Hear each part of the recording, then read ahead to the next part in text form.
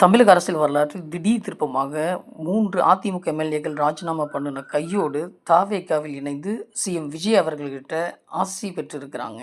TVK கட்சியின் அதிரடி வெற்றியால் 2026ஆம் ஆண்டு என்டிஏ கூட்டணியில் குறிப்பாக அதிமுக கட்சிக்குள் பெரும் சலசலப்புங்க.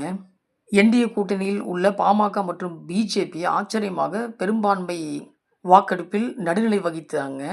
அதிமுகவின் 47 எம்எல்ஏக்களில் 25 பேர் எழுந்து நின்று தாவேகாவுக்கு ஆதரவு கொடுத்தாங்க. இதற்கிடையில் இபிஎஸ் பக்கம் 5 பேர் சமாதானமாக போக, தாராபுரம், பெருந்துறை, மதுராந்தகம் தொகுதிகளில் அதிமுக சார்பில் போட்டியிட்ட 3 பேர் இன்று எம்எல்ஏக்கள் பதவியை ராஜினாமா செய்திருக்காங்க. எம்எல்ஏ பதவி ராஜினாமா செய்துவிட்டு மாடிப்படி ஏறியதும் மின்னல் வேகத்தில் உறுப்பினர்கிட்ட அமைச்சர் ஆதவ அர்ஜுனா கொடுக்கிறார் அப்படின்னு அதிமுக தரப்பும், இதென தலைமை செயலகமா அல்லது டிவிகே கட்சி அலுவலகமா என திமுக தரப்பும் சாடி இருக்காங்க. ஆக தமிழ்நாடு சட்டமன்றத்தில் அதிமுகவின் பலம் 44 குறைஞ்சிருக்குதுங்க. 27 எம்எல்ஏக்களின் ஆதரவை கொண்ட எடப்பாடி பழனிசாமி அவர்கள் 17 பேர் ஆதரவை கொண்ட சிவிஎஸ் மற்றும் எஸ்பி வேலுமணி அவர்களின் தரப்பின் அடுத்த கட்ட நகர்வு என்ன?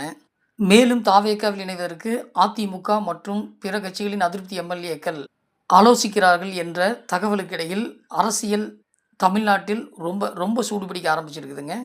விமர்சனங்களுக்கெல்லாம் சிஎம் விஜய் சர்க்காரின் பதிலை உங்களைப் போலவே நானும் ஆவலாக எதிர்பார்க்குறேங்க.